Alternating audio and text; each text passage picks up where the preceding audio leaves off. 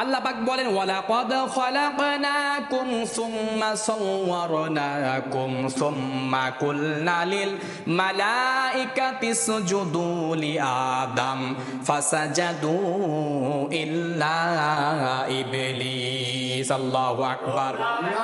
আল্লাহ বলে আমি তোমাদেরকে বানাইলাম, এরপরে আকৃতি দিলাম, সুন্দর চেহারা দিলাম। এরপর তাহলে এক নাম্বার আমলে সালেহার মধ্যে প্রথম আমলে সালেহা হচ্ছে নামাজ পড়া। কি পড়া? নামাজ। নামাজ নামাজ নামাজ বাদ দিয়ে আপনি কোনো কাজ করে সফল হতে পারবেন না। কারণ নবীজি বলেছেন আউয়ালু মা ইউহাসাবু বিহিল আবদু ইয়াউমাল কিয়ামাতিস সালাহ। কিয়ামতের ময়দানে সর্বপ্রথম হিসাব হবে নামাজের। আ'তাইনাকাল কাউসার ফাসাল্লি লিরাব্বিকা ওয়ানহার ইন্না শানিআকা হুয়াল আবতার। وقال تعالى في شان حبيبه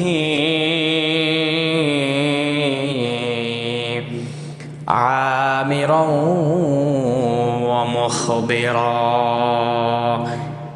إن الله وملائكته يصلون على النبي يا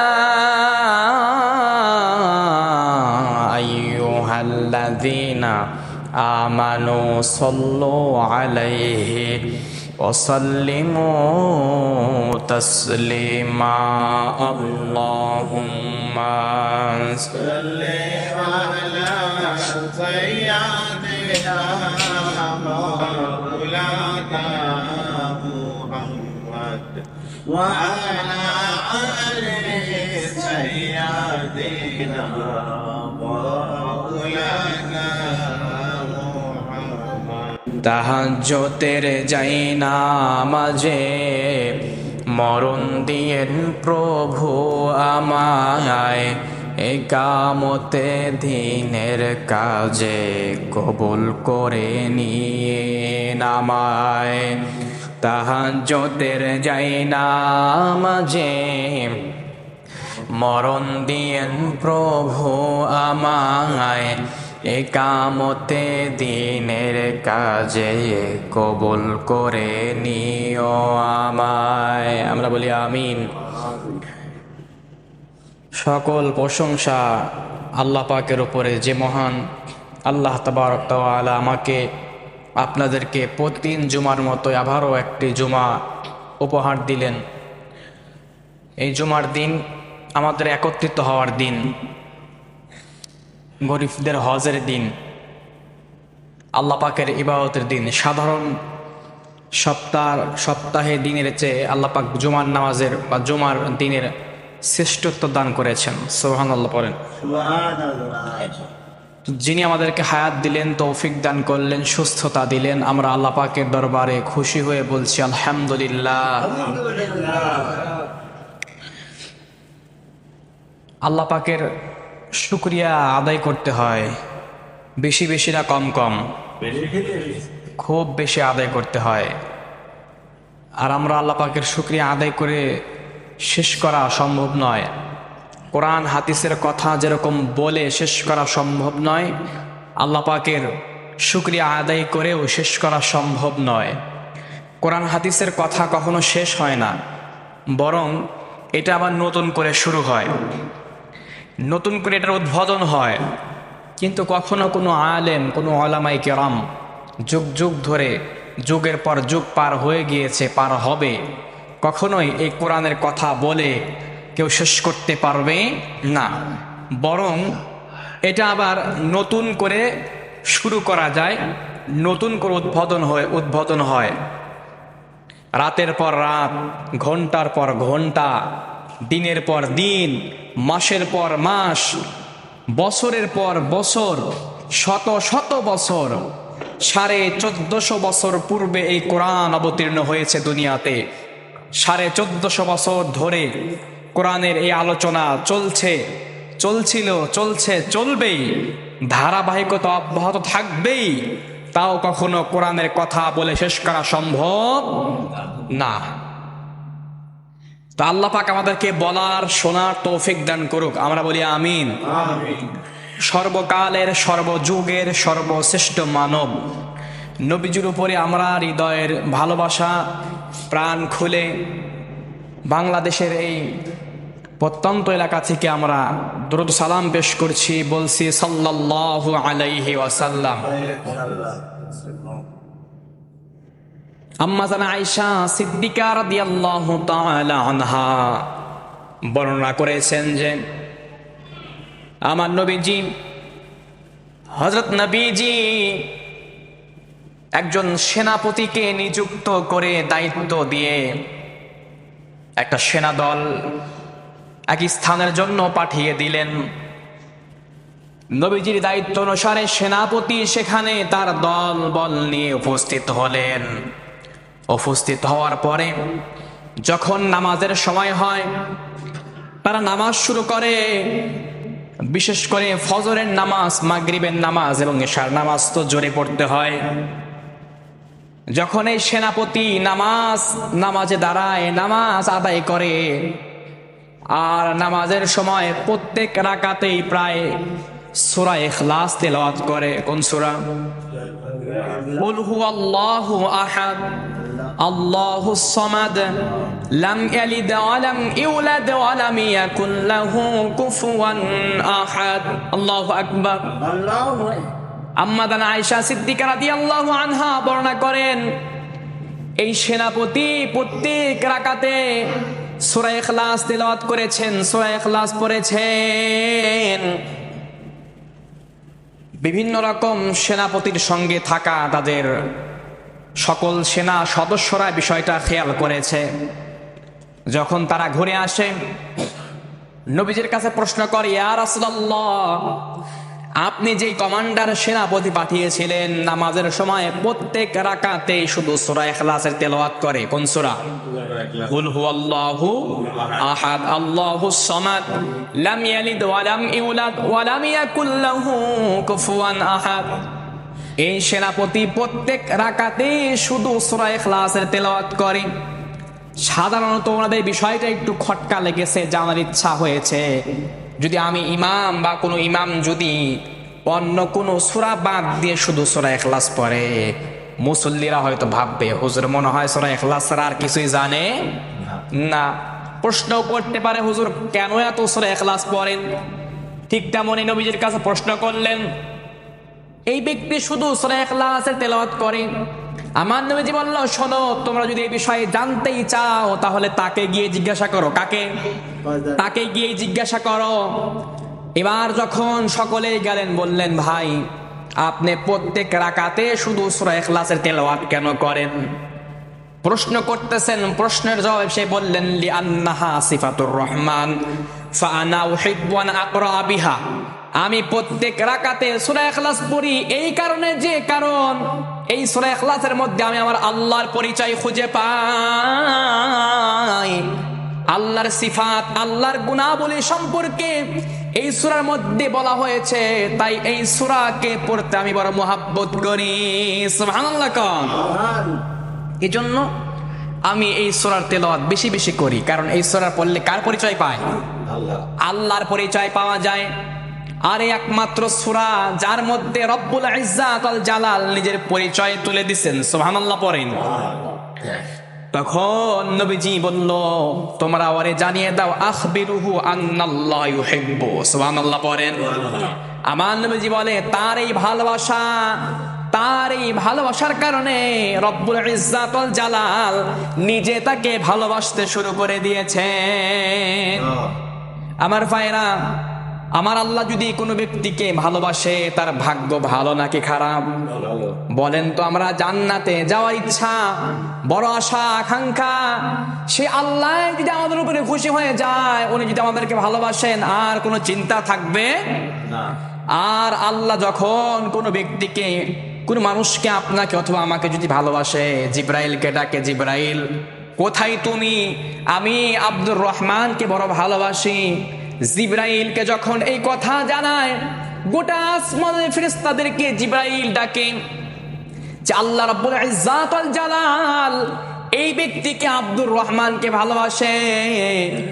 ওই সময় থেকে আল্লাহর ঘোষণার পর থেকে জিবরাইল সহ প্রত্যেকটা ফেরেশতা জিবরাইলের ঘোষণা অনুযায়ী সকল ফেরেশতা সেই ব্যক্তিকে মহাব্বত ভালোবাসতে শুরু করে দেয়। সুবহানাল্লাহ বিহামদিহি সুবহানাল্লাহিল আযীম। বলেন তো এই ভালোবাসা কি দুনিয়ার কোনো পচা গলা ভালোবাসা? না। দুনিয়ার সার্থকতার ভালোবাসা এটা না। দুনিয়ার মানুষকে দেখানোর জন্য ভালোবাসা এটা, 14ই ফেব্রুয়ারির ভালোবাসা এটা না। অবৈধ সম্পর্কের ভালোবাসা এটা না। মানুষকে ভালোবাসে তখন স্বার্থ খুঁজে পাওয়া যায় যখন। মানুষ ফুলকে ভালোবাসে, গাছকে নয়। মানুষের সফলতাকে ভালোবাসে, মানুষকে না। তবে ভাই, ফুল আর সফলতা সারা জীবন থাকে না, গাছ আর মানুষটাই কিন্তু রয়ে যায়। এজন্য ভালোবাসতে হলে মানুষকে বাসা উচিত, কারণ সবার উপরে মানুষ সত্য, তাহার উপরে নাই। এজন্য মানুষকে ভালোবাসুন। কিন্তু দুনিয়ার মানুষের ভালোবাসা, যেখানে স্বার্থ আছে সেখানে ভালোবাসা আছে।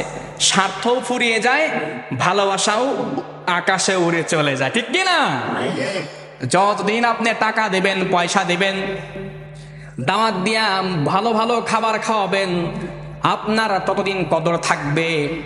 যখন আপনি খাবার দাবার বন্ধ করে দিবেন, খাবার দিবেন না, টাকা দিবেন না, পয়সা দিবেন না, খোঁজ খবর সাধারণত আগের তুলনায় কম নেবেন, ভালোবাসাও বন্ধ হয়ে যাবে। আল্লাহ রাব্বুল ইজ্জাত যদি আপনাকে ভালোবাসতে শুরু করে, মহাব্বত করতে শুরু করে, বলেন তো আপনার ঠিকানা, আপনার শেষ প্রান্ত কোথায় গিয়ে পৌঁছাবে? জান্নাতে। কোথায় যাবে ভাই? জান্নাতে যাবে। এজন্য আমরা ভালোবাসা, মহাব্বত অর্জন করতে চাই আল্লাহর। কার অর্জন করতে চাই? আওয়াজ দিয়ে কার অর্জন করতে চাই? আমরা আল্লাহর ভালোবাসা, আল্লাহর মহাব্বতকে অর্জন করতে চাই। তাহলে যদি ওই সাহাবী যদি এই সূরা ইখলাস তেলাওয়াত করার কারণে আল্লাহ তাআলা তাকে যদি ভালোবাসে, আমি আর আপনিও যদি সূরা ইখলাসের তেলাওয়াত বাড়িয়ে দেই, আমল বাড়িয়ে দেই, তাহলে আমাদেরকেও মহাব্বত ভালোবাসবেন যিনি। আওয়াজ দিয়ে বলেন তো তিনি কে? তাহলে আজ থেকে, এই মুহূর্ত থেকে আমরা চেষ্টা করব প্রত্যেক রাকাত, প্রত্যেক ফরজ নামাজের পরে সূরা ইখলাসের তেলাওয়াত করা। কিসের তেলাওয়াত করা? সূরা ইখলাসের তেলাওয়াত করা। এরপরে আবু যর গিফারি রাদিয়াল্লাহু তাআলা আনহু একজন সাহাবী, চাদর মুড়ি দিয়ে যাচ্ছিলেন, পথ অতিক্রম করতেছিলেন। জিবরাইল ডাক দিয়ে বললেন, ইয়া রাসূলুল্লাহ, ওই যে আপনার সাহাবী আবু যর গিফারি রাদিয়াল্লাহু আনহু যায়। নবীজি বলে, তুমি আবু যরকে কেমনে চেনো? কয়, আমি আবু যরকে শুধু একাই চিনি না, আসমানের গোটা ফেরেশতা সমূহ আবু যরকে চেনে। সুবহানাল্লাহ। কোন গোটা ফেরেশতা, যত ফেরেশতা আছে সবাই আবু যরকে চেনে, সবাই আবু যরের সঙ্গে পরিচিত হয়ে গেছে। আলহামদুলিল্লাহ। আমার নবীজি প্রশ্ন করলো, জিবরিল কি ব্যাপার, কি কারণে, কি আমল করার কারণে তোমরা আবু যরকে চেনো? কয়, আবু যর এমন একজন মানুষ যাকে স্বয়ং আল্লাহ রাব্বুল ইজ্জাত ওয়াল জালাল আমাদের সঙ্গে পরিচয় করে দিয়েছেন। নবীজি এবার প্রশ্ন করলেন, জিবরিল আবু যর কি কাজ করেছে আমাকে খুলে বলো, যার কারণে আবু যরকে আল্লাহ তাআলা এত ভালোবেসেছেন আর আসমানের গোটা ফেরেশতাদের সঙ্গে পরিচয় করে দিয়েছেন। জিবরাইল কয়, আপনার সাহাবী 2টা আমল করেছে। আওয়াজ দিয়ে কোন কয়টা আমল? 2টা। এদিকে তাকান, কয়টা আমল? 2টা। আমি আর আপনি যদি এই এলাকা থেকে, যদি এই মসজিদের এই আলোচনা শোনার পর থেকে যদি আমি আর আপনি যদি 2টা আমল করতে পারি, তাহলে আমাদেরকেও পরিচয় যিনি করিয়ে দেবেন তিনি কে? ভালো যিনি বাসবেন, আওয়াজ দিয়ে বলেন তিনি কে? আমরা আল্লাহর ভালোবাসা চাই কি চাই না? এইবার জিবরাইল আলাইহিস সালাম বলতেছে, ইয়া রাসূলুল্লাহ আপনার এই সাহাবী আবু যর সব সময় যখনই সময় পাইতেন পড়তেন কুল হুয়াল্লাহু আহাদ আল্লাহুস সামাদ লাম ইয়ালিদ ওয়া লাম ইউলাদ ওয়া লাম ইয়াকুল লাহু কুফুয়ান আহাদ। আল্লাহু আকবার। আমল বুঝি খুব কঠিন, তাই না ভাইয়েরা? মুসল্লিরা আমার প্রিয় পেয়ারায় হাজিরিন, উপস্থিতি, সম্মানিত উপস্থিতি, আমি যে আমলের কথা বললাম, 1 নম্বর আমল বুঝি আমাদের জন্য খুবই কঠিন। আমল কঠিন না, কিন্তু শয়তান আমাদেরকে চাবি মাইরা দিছে, সাইরা কি করছে, চাবি মেরে দিয়েছে। আমলের কথা শুনলে মনে হয় আজকের পর থেকে করব, কিন্তু আমল করতে গেলে আর মনে চায় না, বা আমাদের অলসতা ঢুকে যায়। সামান্য কিছু আমলের মাধ্যমে আমরা হয়ে যেতে পারি সওয়াবের মালিক, আমরা হতে পারি আল্লাহর প্রিয় বান্দা, আমরা হতে পারি আল্লাহর প্রিয় আশিক, কিন্তু আমাদের নফসর তাবেদারি করতে করতে মসজিদ থেকে বের হলেই আর করতে মনে চাই না, ভুলে যাই।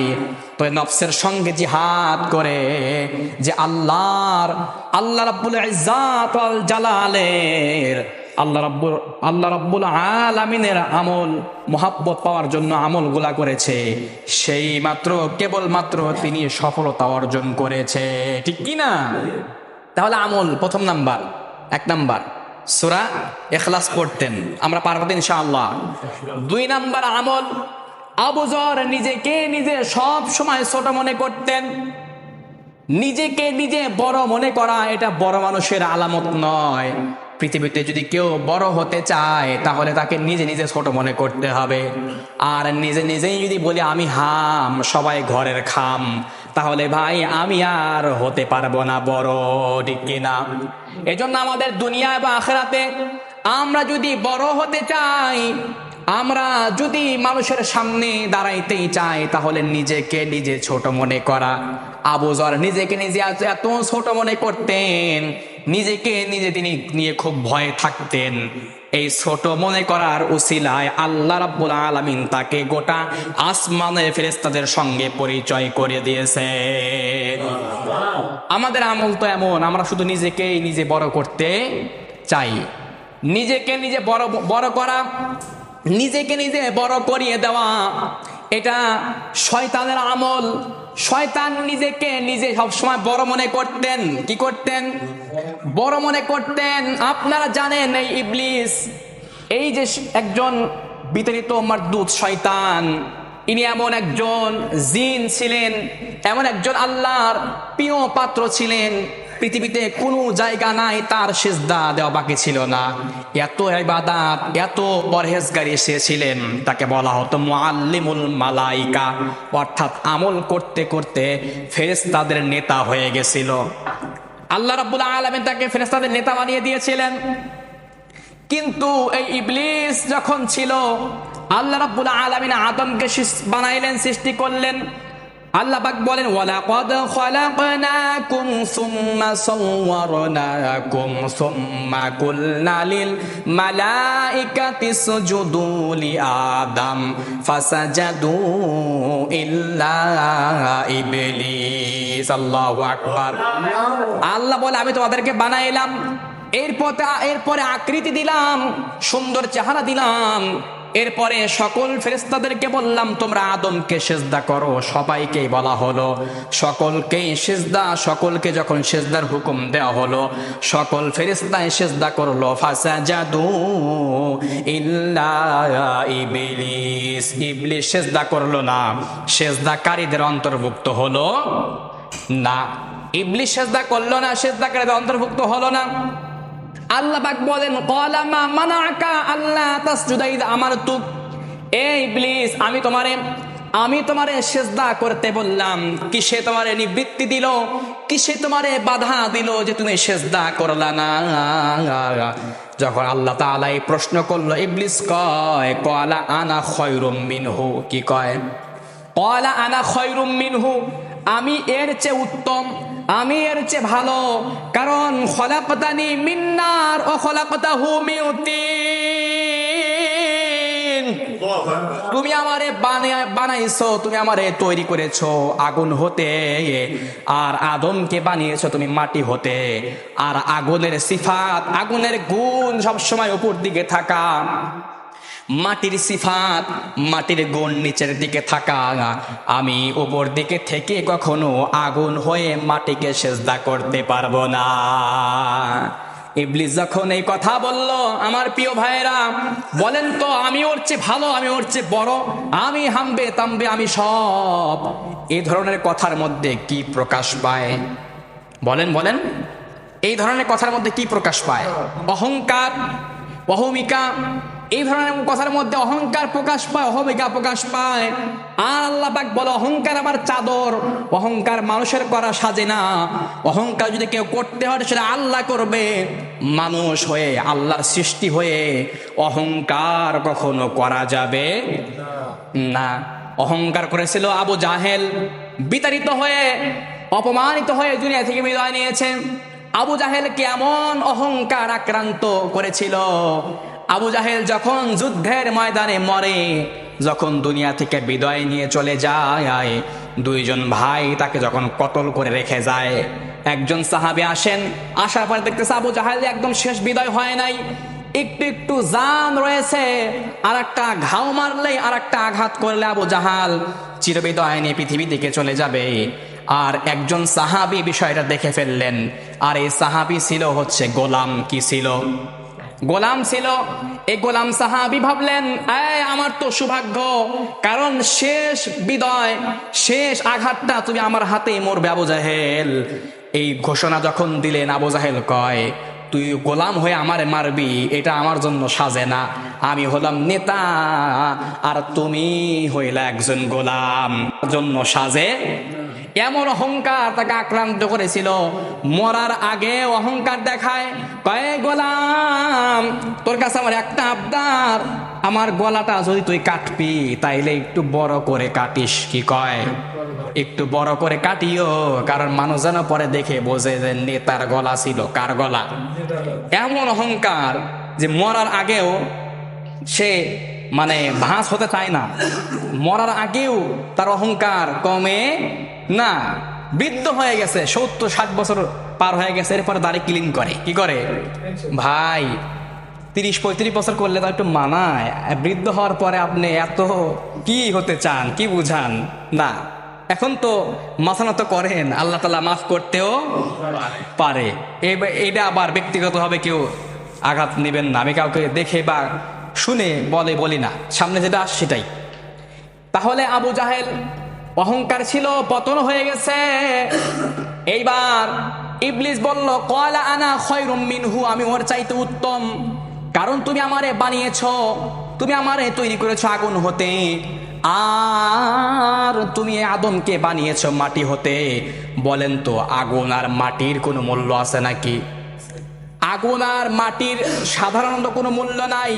আল্লাহ যাকে মূল্য দিয়েছেন সেই মূল্য পেয়ে গিয়েছে। আল্লাহ যাকে সম্মান দিয়েছে সেই সম্মানিত হয়েছে। কে আগুন, কে মাটি, কে নূর, এটা দেখার বিষয় না। যার আমল যত ভালো, যার তাকওয়া যত ভালো, যে তাকওয়া অর্জন করতে পেরেছে, আল্লাহর ভয় যে অর্জন করতে পেরেছে, আল্লাহর কাছে সেই কেবলমাত্র প্রিয় বান্দা হয়ে গেছে। ঠিক কি না? এই জন্য আল্লাহর কাছে প্রিয় বান্দা হতে চাইলে আমাদের আল্লাহর ভয় থাকাটা জরুরি, আমাদের ঈমান আমল থাকাটা জরুরি আল্লাহর কাছে প্রিয় বান্দা হতে চাইলে। তাহলে আবু যর সে নিজেকে নিজে ছোট ভাবতেন, এ কারণে আল্লাহ তাআলা সকল ফেরেশতাদের সঙ্গে তাকে পরিচয় করে দিয়েছেন। এজন্য আমরা এই দুইটা আমল সবসময় চিন্তা করব, যাতে করে আমাদের এই আমলের দ্বারা আল্লাহর কাছে আমরা প্রিয় হয়ে যাই। 1 নম্বর আমল বলেন, 1 নম্বর আমল ভুলে গেছেন, সূরা ইখলাস। 1 নম্বর আমল বলেন সূরা ইখলাস পড়া। 2 নম্বর আমল নিজেকে নিজে ছোট মনে করা। আমার নবীজি দোয়া পড়তেন, আল্লাহুম্মা জাআলনি ফি আইনি সগীরা ওয়া ফি আয়ুনিন নাসি কাবীরা। আয় আল্লাহ, তুমি আমাকে আমার নিজের চোখে ছোট বানায় দাও আর মানুষের চোখে বড় বানায় দাও। আমরা দোয়া করব, আল্লাহ আমাকে আপনার নিজে নিজে ছোট মনে হওয়ার তৌফিক দান করেন আর মানুষের চোখে বড় হওয়ার তৌফিক দান করেন। কারণ নিজেকে নিজে যে বড় মনে করে সে বড় হতে পারে না, নিজেকে নিজে যে ছোট মনে করে বড় হওয়া তাকে কেউ ঠেকাতে পারে না। ঠিক কি না? নিজেকে নিজে ছোট মনে করা এটা আমল, আর এই আমল করলে খুশি হবেন যিনি, তিনি কে? আল্লাহ। তাহলে আজকের আমল সূরা ইখলাসের এই দুইটা আমল করবো তো ইনশাআল্লাহ। এবার ঈমান থাকতে হবে মজবুত। বলেন কি থাকতে হবে? আমাদের প্রথম হাতিয়ার ঈমান। ঈমান ঈমান অর্থ বিশ্বাস, আল্লাহর উপরে বিশ্বাস। ঈমান আনলে আপনার উপকার কি? আল্লাহ পাক বলেন, ইন্নাল্লাযীনা আমানু ওয়া আমিলুস সলিহাতি কানাত লাহুম জান্নাতুল ফিরদাউসি নুজুলা। আল্লাহু আকবার। অবশ্যই আল্লাহ বলেন, অবশ্যই যারা ঈমান এনেছে, অবশ্যই যারা ঈমান এনেছে এবং ঈমান অনুযায়ী আমলে সলিহা করেছে। বলেন তো কি বললেন? আল্লাহ বলেন যারা ঈমান এনেছে, ঈমান অনুযায়ী যারা আমলে সলিহা করেছে, এই দুইটা আমলের উপর যারা অটল থেকে জীবন ত্যাগ করেছে, আল্লাহ পাক বলেন কানাত লাহুম জান্নাতুল ফিরদাউসি নুজুলা। আল্লাহ রাব্বুল ইজ্জাতুল জালাল তাকে পুরস্কার স্বরূপ জান্নাতুল ফিরদাউসের মধ্যে প্রবেশ করায় দিবে। ভাই আমার আপনার স্বপ্ন, ড্রিম, আমরা তো শেষে তো জান্নাতে আমরা আমাদের যাইতে হবে। এই জন্য এত আমল, এত ত্যাগ তিতিক্ষা, এত আমাদের ত্যাগ স্বীকার, সব আল্লাহকে খুশি করে আমরা জান্নাতে যেতে চাওয়া। আমাদের ঈমান আছে বিষয়ে কোনো সন্দেহ নাই। আর বলে আমাদের এই যে ঈমান আছে বিষয়ে কোনো সন্দেহ থাকবে না, নাই, থাকা যাবে না। কারণ ঈমান হলো একের মতো আর আমল হলো শূন্যর মতো। এক ঠিক রেখে যত শূন্য দেবেন তত সংখ্যা বাড়বে। একের পরে শূন্য দিলে হয় দশমিক, 10, তারপরে শূন্য দিলে হয় শত, তারপরে কি হাজার, তারপরে অযুত, লক্ষ, নিযুত, কোটি। এক ঠিক রেখে যত শূন্য দিবেন ততই সংখ্যা বাড়বে, টাকা বাড়বে, বেড়ে যাবে। আর এক যদি আপনি এই পাশে রেখে, যদি বাদ রেখে যদি শূন্য বসান, এক ছাড়া শূন্যের যেমন কোনো দাম নাই, ঈমান ছাড়া আমলেরও কোনো দাম নাই। ঠিক কি না? এবার ভাই হলো কথা, হুজুর ঈমান তো আনলাম, ঈমান তো এনেছি, তাহলে আমলে সলিহা কাকে বলা হয়? আমলে সলিহার মধ্যে সর্বপ্রথম হচ্ছে নামাজ। সর্বপ্রথম কি? এতক্ষণ ভালোই ছিল, নামাজের কথা বলে তো চুলকানি শুরু হয়ে গেল। কারণ ফজরের নামাজে মাত্র 3 থেকে 5 জন মুসল্লি হয়। কয়জন? এখন তো আর সম্ভব নয় বিরিয়ানি রান্না করে আপনাদের প্রতি ওক্তে বিরিয়ানি দেওয়া সম্ভব। প্রতি ওক্তে যদি বিরিয়ানি দেওয়া সম্ভব হয়, নামাজ পড়ানো সম্ভব হয়, ভাই আমার বাড়ি গাড়ি সব বিক্রি করে আপনাদের নামাজে আনা সম্ভব না। আমাদের ধর্মকেন্দ্রিক সব যেন খাওয়া খাওয়া হয়ে গেছে। ধর্মর প্রত্যেকটা কাজ যেমন খাওয়া ভিত্তিক হয়ে গেছে, যে খাওয়া আছে যেখানে মুসল্লি আছে সেখানে, খাওয়া নাই যেখানে মুসল্লি নাই সেখানে, খাওয়া যেখানে আছে সেখানেই মুসল্লি, কিন্তু খাওয়া যেখানে নাই মুসল্লি সেখানে নাই। কিন্তু ইমানদার তো তাকেই বলা হয় যেখানে ইসলামের যে কাজ তাকে ডাকা হবে, উপস্থিত হয়ে সেখানে সে হাজিরা দেবে। এই যে ফিলিস্তিনের মুসলমানেরা, ফিলিস্তিনের গাজায় হামলা হয়েছে, সামনে বাংলাদেশে এক ইতিহাস তৈরি হবে 12 তারিখে। মিজানুর রহমান আল আজহারি সাহেব সহ আমাদের দেশের সব বড় বড় যারা ওলামায়ে কেরাম আছেন তাদের নেতৃত্বে বিশাল এক আন্দোলন হবে। এখন অনেকেই মুসলমানরা চিন্তা করে খিচুড়ি খাইতে ভালো লাগে, হুজুররা কেন এত আন্দোলন, কি দরকার? এটা দরকার নাই, কারণ বাংলাদেশ থেকে হুঙ্কার দিলে এটা কি গাজা পর্যন্ত পৌঁছাবে? বলেন পৌঁছাবে? পৌঁছাইতেও পারে আবার নাও পারে। এখন কথা হলো ভাই, বাংলাদেশে আন্দোলন করে যদি আপনার সেই গাজা ফিলিস্তিন পর্যন্ত না পৌঁছায়, ধরেন পৌঁছাইলই না বা কোনো উপকার হলো না, কিন্তু কিয়ামতের ময়দানে মাহশারে যখন আল্লাহ আপনাকে প্রশ্ন করবে, এই তোর মুসলিম ভাইদেরকে রক্তাক্ত করা হয়েছিল, তোর ভূমিকা কি ছিল? তুই কি বলেছিলি? তোর স্থান থেকে তুই কতটুকু করেছিলি?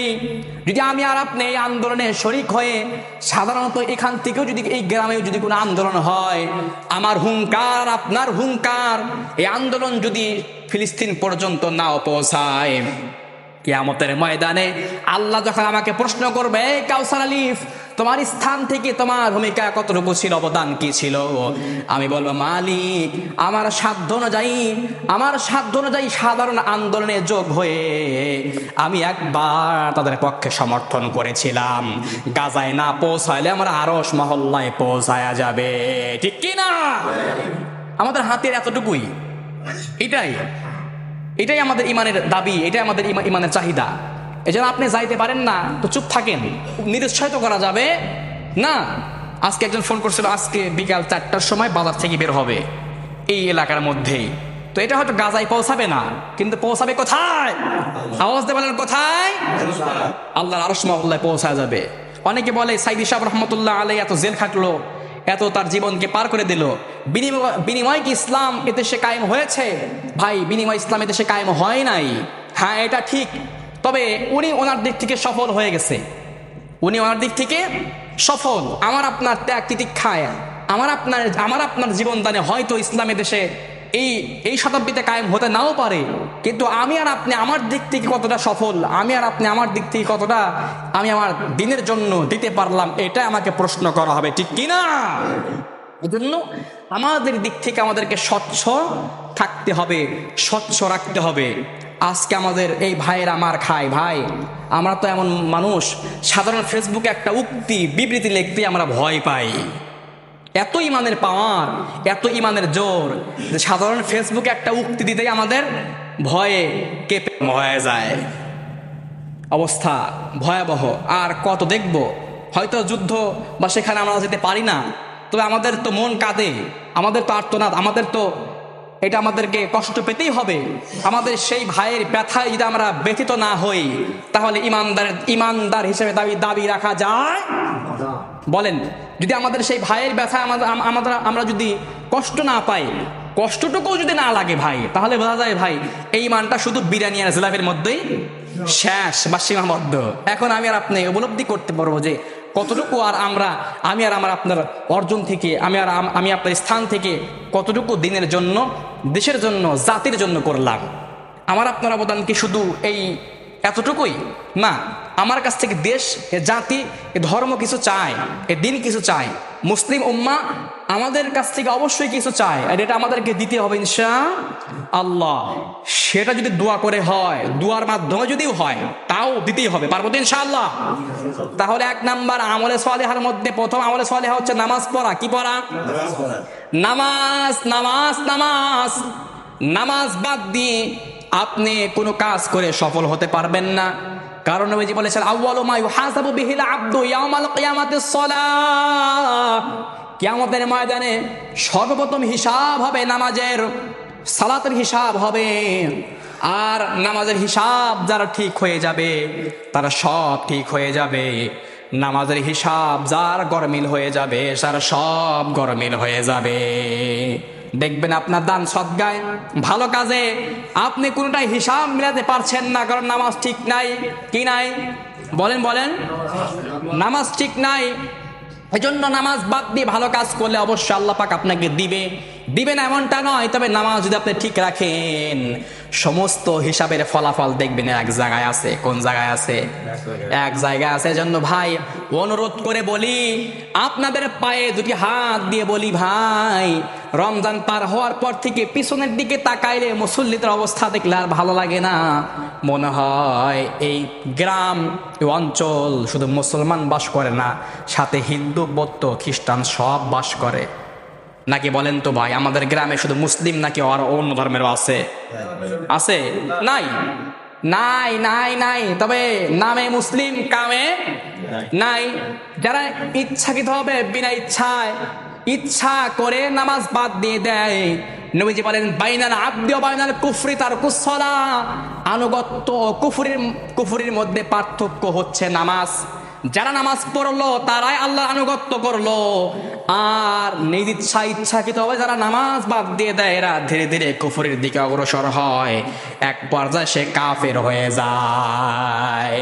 এখন বলেন তো, আমার এই মুসল্লি, আমি তো সবাইকে চিনি, আমি তো সবাইকে জানি, এখন যারা মসজিদের সঙ্গে সম্পর্ক বাদ দিয়ে এক সপ্তাহের মধ্যে একবার বা বছরের মধ্যে মাসের মধ্যেও যদি একবার না আসে, আমার নবীজির ভাষা সে কিন্তু কাফের হয়ে গেছে। কি হয়ে গেছে? সে যদি ভুল না বুঝে তওবা না করে অবস্থা যদি মৃত্যুবরণ হয়ে যায়, কাফের মরলে কি নবীজি এবং আর অন্যান্য যে দেশের মধ্যে রয়েছে, কাফের মরলে কি জানাজা হয়? বলেন তো হয় নাকি? কাফের মরলে জানাজা হয় না, কি হয়? পোড়ায়া দেয় না কি? বলেন বলেন। কাফের যদি মরে যায়, কাফের যদি ইন্তেকাল করে, এর জানাজা তো দূরের কথা, এর কি অবস্থা হবে? ভাষায় দাও বা কোন রকম দায়িত্ব ইসলামের থাকে? ওমর রাদিয়াল্লাহু আনহু বলেন, যার নামাজ নাই ইসলামের মধ্যে তার কোনো অধিকারই নাই। এখন বলেন তো, আমার চেনা জানা যদি কোনো ব্যক্তি একদিনও মসজিদে আসে না, এসে আবার ইচ্ছাকৃতভাবে নামাজ বাদ দিয়ে যদি ওই অবস্থায় ইন্তেকাল করে, আর আমাকে যদি জানাজা করার জন্য ডাকে, আমি যদি তখন বলি ভাই জানাজা করব না, আমাকে কি আপনারা দোষারোপ করতে পারবেন? আওয়াজ বলেন, পারবেন? আমাকে যদি আপনারা দোষারোপ করেন, তখন বলো ভাই আপনি পড়ান। কি করেন? আপনিই পড়ান, আপনি তো জানেন, আপনাকে তো আমি বলেছি, তো মানলেন না কেন? এজন্য কুফরি অর্জন করে কাফের হয়ে মৃত্যুবরণ করা আমাদের উচিত হবে না। উচিত হবে না মানে দরকারি